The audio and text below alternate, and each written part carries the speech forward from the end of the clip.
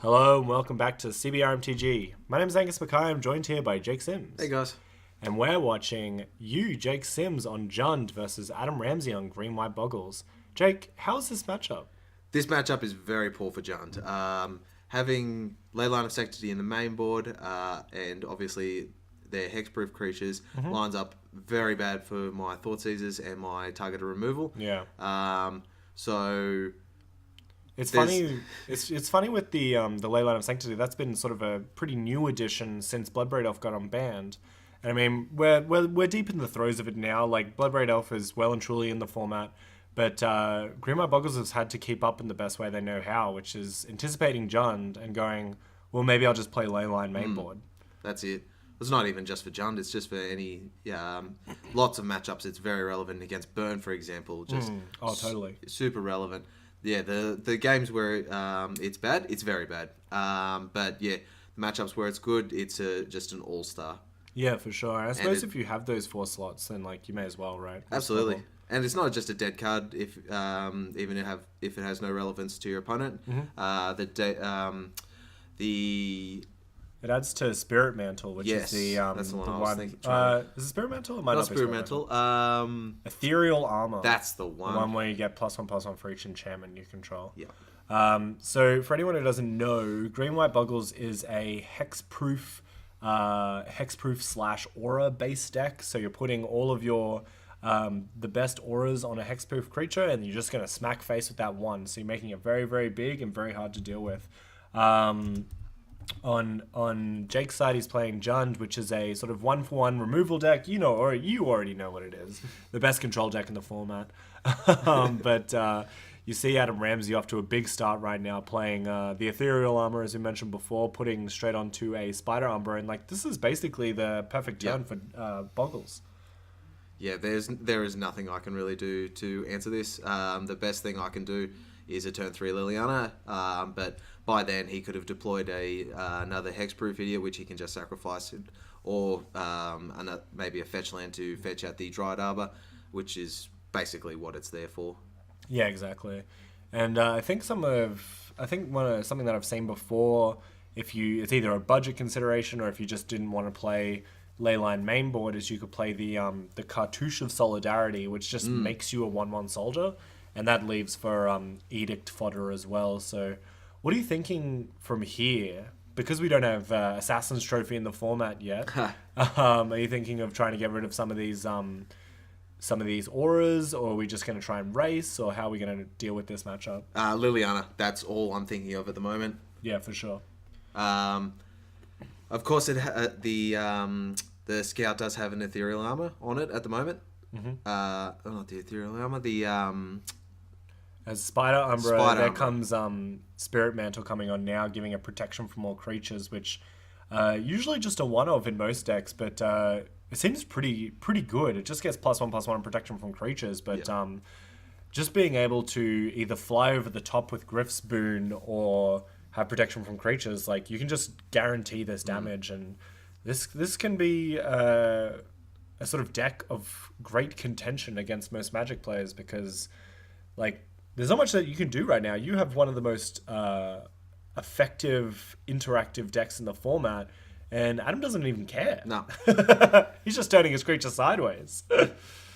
That's what Bogles does. Yeah, Bogles do what Bogles do, but it's definitely an interesting deck, and having my partner just picking it up, she said that there was a lot of tight lines and plays that you didn't notice before you picked up the deck, but I have a tendency to think that might be the case with a lot of aggro decks. I mean, I've seen Burn played by someone who's bad at Burn. I've seen Burn played by someone who's good at Burn, and I can say one of our teammates and colleagues, Aaron Cornish, is very, very good at Burn. And watching him play, it's like it's different, like you can see the difference holding up the skull crack or like doing that, but like with Green White Bogles, like it's kind of the same, there's like different lines, and it's not necessarily black or white, win or lose. There's like little things that you do have to consider, but the difference in lines considered is miles between the Jund and Bogles, that's for sure. Like you're gonna have to make decisions about whether or not you want to destroy the totem armor or whether or not you want to just destroy the ethereal armor and try and go harder. But this totem armor is going to be making it hard for you to even go for board wipes. Yeah, well, I do have an Abrupt Decay in hand, a couple of Lightning Bolts I can spy, but they're not very relevant in this matchup. So I'm just figuring out what the best target for the Abrupt Decay was. Yeah, absolutely. You do have a Maelstrom Pulse in hand, but opting to not cast it and leave yourself up for Abrupt Decay, which is good in this instance because you're going to stop the protection from creatures and then just block with the Bob, which is probably fine because it's probably time for Bob to go home anyway. So we'll see. Going into our second main phase, we have Core Spirit Dancer, notable honorary Boggle, but very, very open to removal. So you've got to be careful about when you're going to play your Core Spirit Dancer or not. Yeah, the Spirit Dancer is the engine, the refuel button for the deck. It's whenever you cast an enchantment spell, you draw a card. Not when it resolves. So the 4 lands in play, having this guy around is just bad news. You get rid of it straight away, which leaves you in this like interesting dance because when you're going into sideboards, like you can't take out all of your removal because if Core Spirit Dancer goes left unchecked, she also gets +2/+2 for each aura attached to it. So that's like 2 for the 3 for the Spirit Mantle, and then another 3 for the Spider Umbra. Like if she actually swings, then that's just like lights out. So you can't take out everything, but makes it very difficult. That's for sure. So back to Jake's side now, trying to figure out what exactly we're going to do here. We do have the Maelstrom Pulse open, but there's not a whole lot more going on. I mean, you can try and get lucky by putting down another creature, but it's going to be a hard slog from here, that's for sure. Just going for the Maelstrom Pulse seems reasonable. Getting rid of the Totem Armor while you can. Like, Totem Armor says if the creature attached to it was destroyed, instead destroy the Totem Armor, which is actually hugely relevant for this deck because... just gives that Boggle an extra layer of protection, really. Yeah, absolutely. Like, protects you from a better Maelstrom Pulse. Like if you had two ethereal armors or 3 ethereal armors, and then you target the ethereal armor instead, well, that doesn't quite do the thing, does it? It was still it's mainly protection against board wipes. So if you destroy the creature, then instead the Spider Umbra gets removed, and then you still got another chance at beating face. So you've managed to fight through pretty well. I mean, yeah. All this was in an effort to set up a Liliana, which I do have in my hand. Okay, fantastic. So if I can keep the board clear, slam her down next turn, I'll be looking good. Yeah.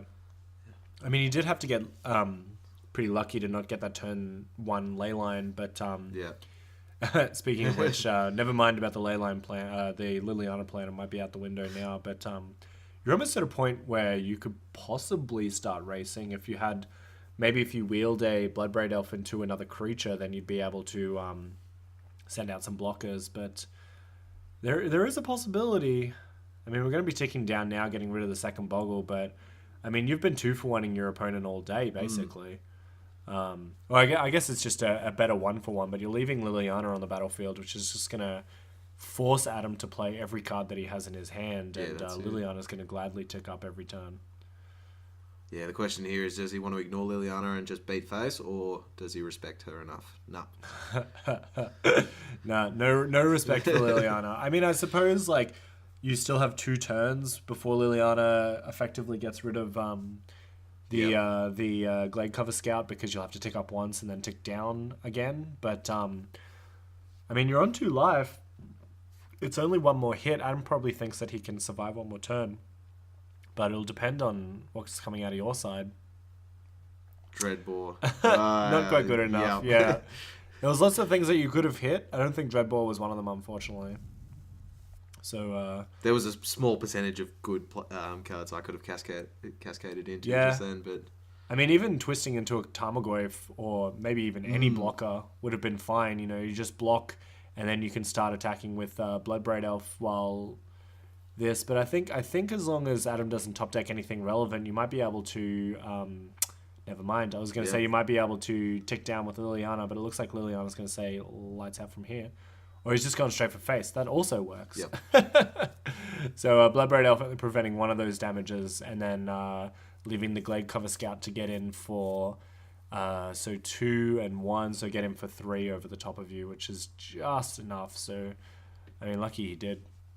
Going into sideboards, what can we expect to see from these two players? So we're looking at Adam's sideboard first. He has 3 Rest in Peace, 3 Stony Silence, 1 Path to Exile, 2 Defense Grid, 2 Gedog Teague, 3 Nature's Claim, and a Worship.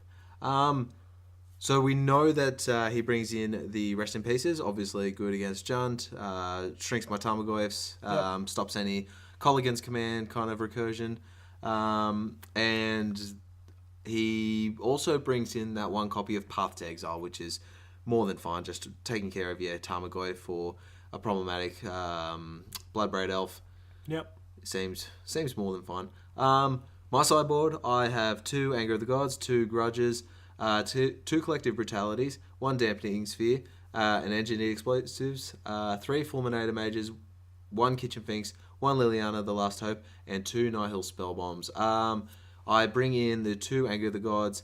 The Engineered Explosives obviously is an all-star and is in there for this matchup. And the Kitchen Finks. Anger of the Gods is meh at best. It can, if it's turn 3 and his Bogles maybe just have a Rancor or nothing else on it, it can be amazing. Yep. But in the late game, it's absolutely dead. The Engineered Explosives is just an amazing catch-all, and the Kitchen Finks, my thinking was just bringing that in, just like if he doesn't have a Grip Spoon or a Rancor, some form of evasion, it can chump block for a couple turns, but maybe buying me a couple of turns that I need just to turn the corner. Yeah, absolutely. I mean, Engineered Explosives especially good considering the amount of auras that Adam will have in his side is more than 10 that are just 1 mana. So you got around the numbers. So I mean, people play their numbers a little bit different, but we can imagine the full set of Spider Umbras and the full set of Rancors, and then sort of Hyena Umbras, Griff Spoon, Ethereal Armor. If he's also playing the Cartouche of Solidarity, you can bring that in as well. But not to mention, he's taken out his 4 Spirit Dancers, as we saw before, to replace with the Path and the 3 Rest in Peace. But that means that he's taking out all of his core Spirit Dancers, which, I mean, is probably relevant and seems good, but he will need to keep in mind that he's only got, 9 creatures tops now, so he'll really have to mulligan to make sure that he gets a good hand to keep these to keep this last game or two going for his favor. One thing to keep in mind is that a Spider Umbra attached to a 1-drop hexproof creature with Engineered Explosives doesn't work how you'd hope it would work. You would think that the Engineered Explosives would clear out the 1-drop creature and the Umbra with Totem Armor in one foul swoop. Unfortunately, it doesn't work like that. The Totem Armor does save the creature. Oh, that is a small unfortunate aspect of it, but I mean, it does work with the way that you hope it would with Anger of the Gods, because you'll kill the creature and then there's three damage marked on it. Is that correct, or will it prevent the damage that's dealt? That's a story for another time. Yeah, I think. That's one for the philosophers. we always bring it to the YouTube comments. So please tell me in the comments below, how the hell does magic work? All right, going into game 2 now, we have Adam Ramsey playing out the classic turn 1 Boggle. I didn't see exactly how he mulliganed, but I mean, everything's perfect now. Everything's happening the exact way he'd hope it would. And unfortunately, Jake, you couldn't start it off with the turn 1 Thoughtseize to really turn that hand off. So it seems fine. So we're searching desperately for a land, hoping to play out a 2-drop, possibly just playing out that Dark Confidant or some other manner of 2-mana spells, but you're looking to cast it pretty soon, so hopefully it'll be something big. Tarmogoyf, the world's smallest Tarmogoyf. He's only a 1/2. Yeah, I suppose it's the second world's smallest. Yep. The world's second smallest even. But yeah, as a 1/2, I mean, you're just getting it on the battlefield, right? Like, it's only going to get bigger. At the moment, it does block profitably with the Boggle, but I don't think that's the smallest the Boggle's going to get. Oh, maybe not. So it appears that we did keep in some manner of Spirit Dancers, possibly changing game plans between games, but the core Spirit Dancer eating that bolt literally straight away. Jake probably very happy that you had a target that also grew your Tarmogoyf, so now you can possibly just get in. Spirit Dance is a very scary card.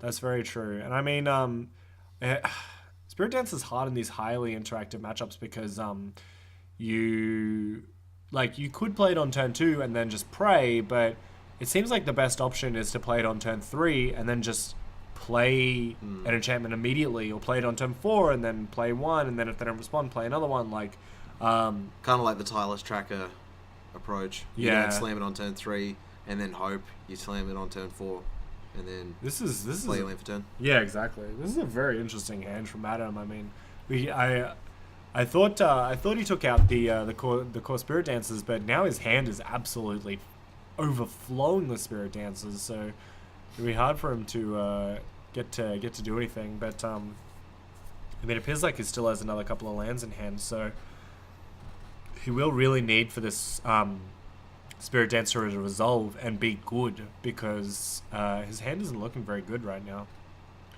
Could be time for a well-paced Thoughtseize, perhaps. Or a Maelstrom Pulse. The most expensive way to get rid of the core Spirit Dancer, but hey, if it does the job, then I'm respecting it. Yeah, exactly. And Tarmogoyf getting bigger. I mean, it's a good time to play it on turn 1 when you know that it's going to be going to be slightly bigger on turn 2 and then even bigger on turn 3. Like that's what all good Tarmogoyfs do. So we'll see if Adam finds the path in time.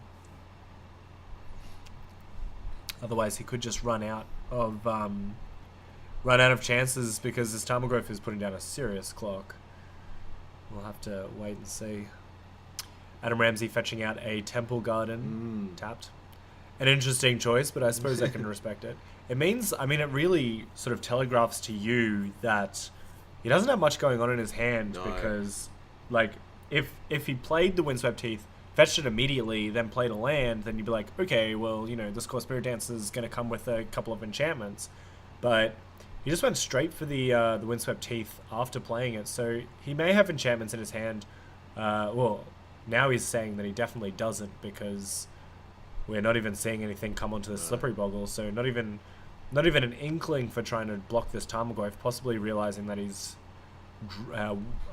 running out of options. But I think in Adam's hand, if I'm not mistaken, he's playing a couple of lands and a Daybreak Coronet, which can only enchant, is fantastic enchantment, but can only enchant a creature with an aura already attached to it, but it gives it +3/+3 and First Strike, Vigilance, and Lifelink, which is absolutely what you want, but it's pretty much just over now.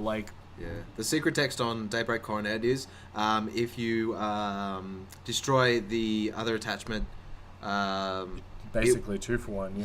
The Daybreak Coronet will fall off, because it can only be equipped to a creature with an equipment on it. Yeah, exactly.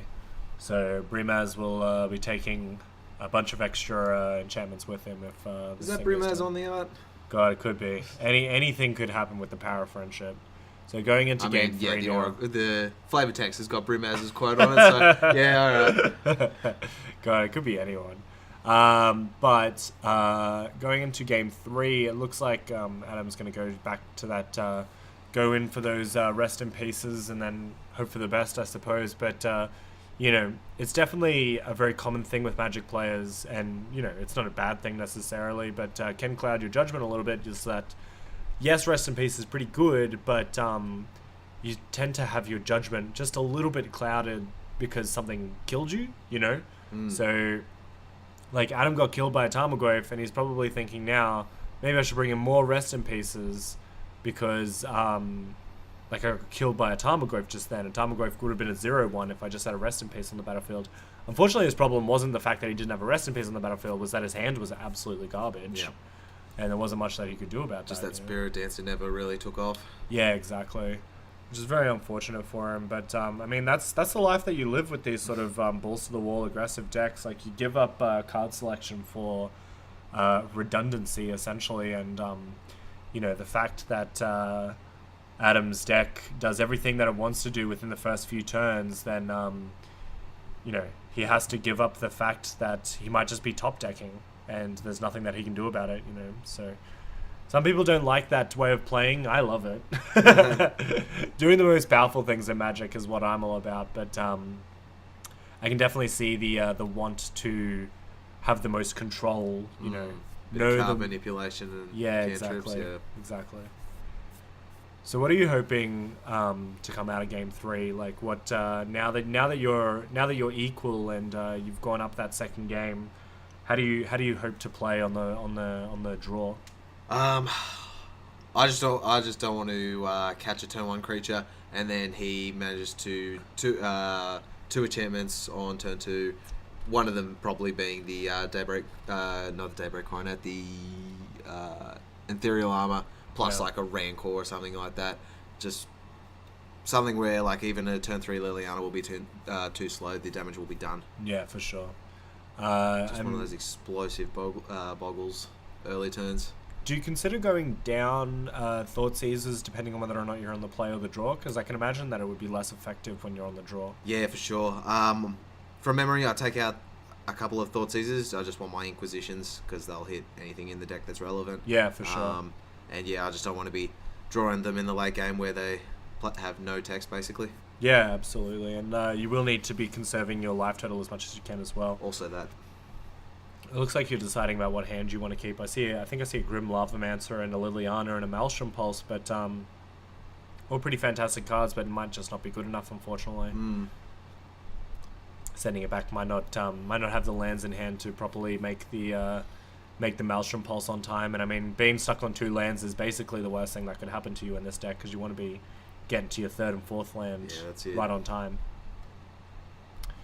Adam Ramsey not liking his hand either, going for the good pile shuffle.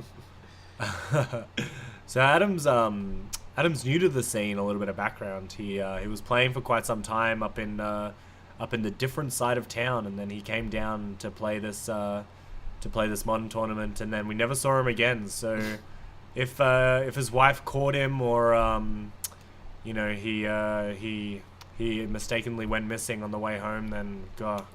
All the power to you, Adam. We're thinking about you. Yeah. And you loading up your deck, ready for Adam, ready for the 6. So yep.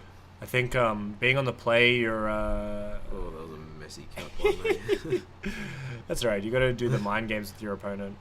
So it looks like you're both going to 6 in this hand. Yep. 6 on both sides, which is totally fine. So you've got a Lightning Bolt and a Swamp and Maelstrom Pulse. It's an Inquisition, so there's a couple lands. Yeah. I think there's a Goyf in there, so it's a fine hand. Yeah, it's definitely fine. You got a Raging Ravine to sort of Yep. help out in the later games, but that hand seems pretty great from you, actually. On Adam's side, he's still trying to consider what hand he wants to keep. I saw a Boggle. It looks like he's going to keep it, so, I mean, let's do it. See what happens, huh? That's all I need. 1 Boggle and bunch of enchantments. 1 Boggle and then an X. Good game. You will need to find some way to protect the Boggle by turn 3 because that Liliana is going to come down. It's going to come down hard. Alright. Going into our first thing, we see a very fancy Misty Rainforest signed end expedition from Adam's side, fetching out a Temple Garden. Boring old Temple Garden. It's boring old Temple Garden. Yeah, you can't tease us with this expedition and then go straight to a regular Temple Garden, but that's fine. Very nice that the Shock Lands again reprinted in Guilds of Ravnica. Yeah, absolutely. I'm very much looking long time forward to coming. it.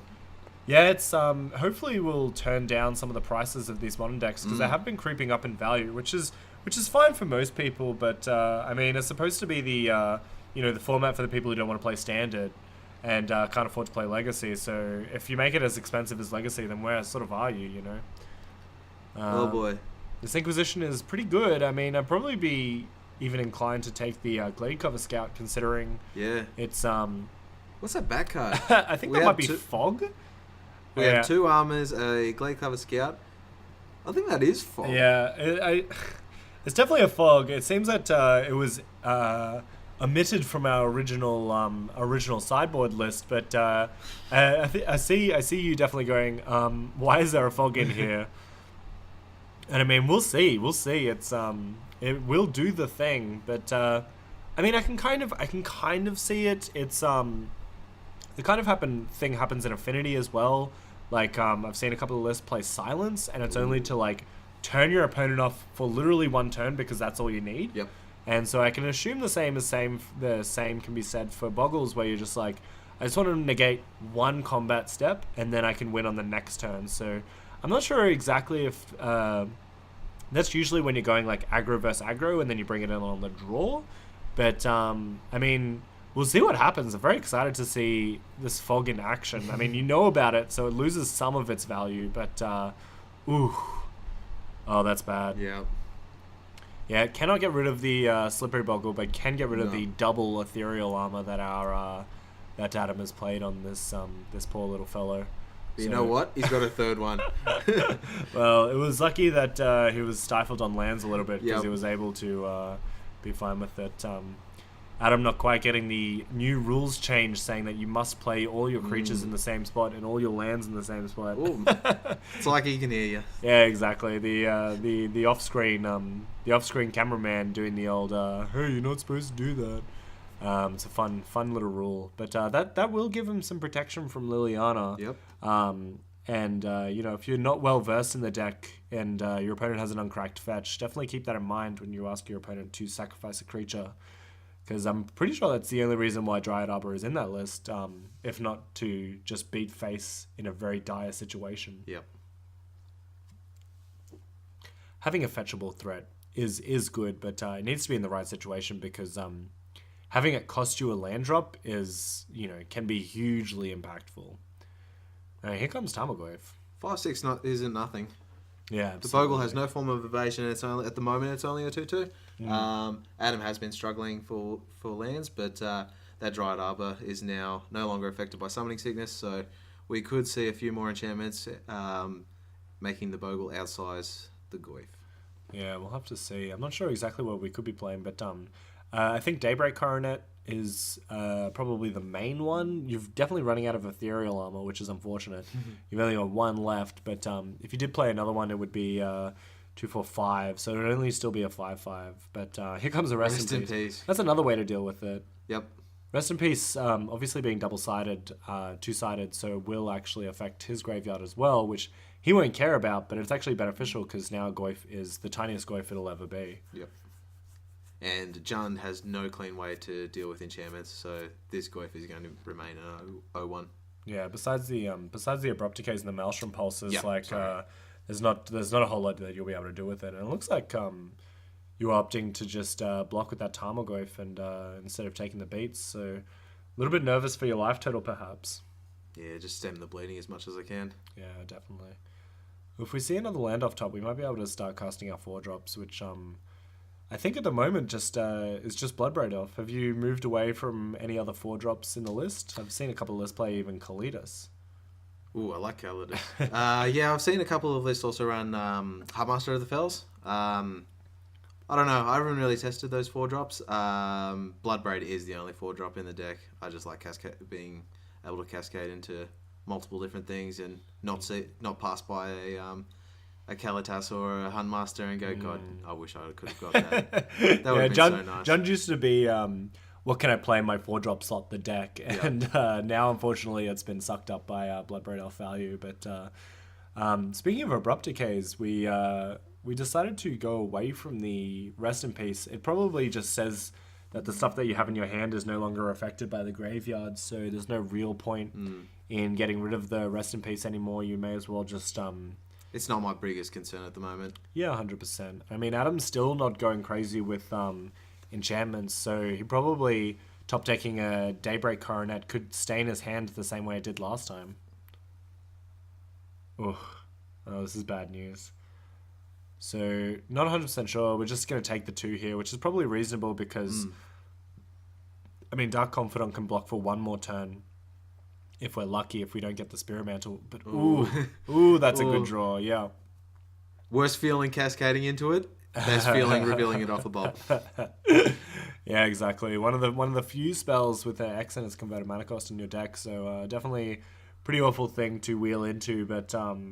I mean, look where we are right now. Yeah. I mean, you revealed it off Bob, which you're already on a pretty low life total. I mean, you could have gone to 3 to get a Bloodbraid Elf, but instead you got the Engineered Explosives. And I mean, we're not going to attack.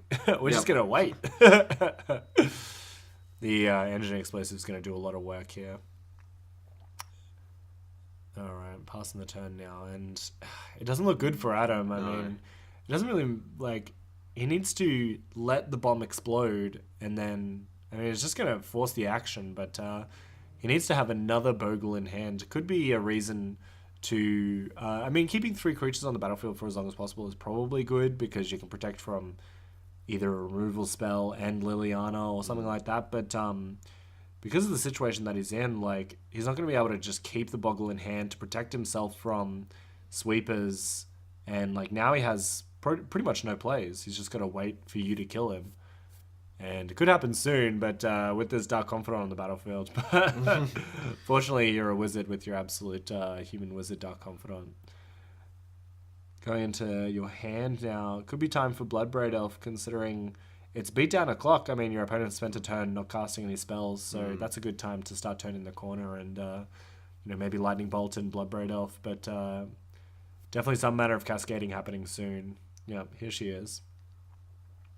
Horus, Blackleaf, Cliffs, Anger of the Gods. That's probably not going to cast that. No, we're not doing that. All right, cleaning off some of the bad cards off the top of your deck is still relevant. Yep. Those beautiful, what are they, unglued lands? Those basic lands are very, very nice looking. All right. They're the unhinged ones, I think. Okay, cool. Well, there's the power of Fog. You just negated 5 damage coming out of your side. So, I mean, get wrecked, I guess. Yeah, unfortunately, Fog has become more of a meme than anything else. I mean, comics will tell you about, I cast Fog and everyone was so surprised, but it is what it is. But, I mean, it definitely protected against 5 damage just then, so who's the real winner? Can be one of those real good I got you moments. Yeah. I mean, I can absolutely definitely see it in, like, aggro versus aggro, where you just want one turn. Yeah, Infect or something like that, where they invest a lot into their kill turn, and then you just, 1 mana Fog. 100%. Oh, it's almost time to... 3 for 1. It's almost time to bolt the bulb, I think, because you're on 2 life. Might swing with it, get in the 5 damage while we can, and hope for no more Fogs. But, here's the second Bloodbraid Elf. Liliana? That's pretty good. I'll take a Liliana. Yeah, this Bob might be in the dust soon, though, because you probably don't want to risk revealing anything off when you're so far ahead right now. Like, this is 6, 7, 8 damage right now, so... I mean, Adam's dead next turn, but you got to make sure that Bob's been taken care of. I'm pretty sure I do have the Lightning Bolt in hand to take care of it. You're definitely not using it on any of Adam's creatures, unfortunately. Alright, going to 5. Just keeping the Bob alive as much as possible. Not wanting to discard with Liliana, which is interesting, but I suppose the reasoning is that, I mean, Adam didn't have anything good in hand, otherwise he'd play it, so you may as well not get rid of your 3 good cards or 4 good cards. We'll see. It might be scoop time, unfortunately. Yeah, we revealed the second Rest in Peace off the top, and then a couple of enchantments, and that's about it. So, I mean, that's the gamble that you had to play. Adam trying to find out whether or not he'd die to the die in the upkeep, but I already did look at the top card and put it in my hand. It was another Bloodstained Mire, so yeah, there was 2 lands up on top. Well, that was pretty lucky then, for you. So, so going out of the sideboards, we saw the cards that you mentioned before, but, I mean, you must have been feeling pretty good after this match. I mean, being up in a match I mean, this is still a casual, sort of casual modern weeklies, but, I mean, it would have felt really good just to be able to sneak past a pretty unfavored deck of yours. Yeah, that's it. And poor Adam will go home empty-handed as he takes out his Core Spirit Dancers and puts in his Path to Exiles and Rest in Peace. But I mean, that's all she wrote. It's definitely the deck that you have to play when you give up, when you want raw power. Sometimes you have to give up the option to not have 3 enchantments in your hand and nothing to put it on. But that is the way it is sometimes. So thank you so much for watching, everyone. This has been CBR MTG. My name is Angus Mackay, and I'm joined here by Jake Sims. Thanks, guys. And we'll see you next time.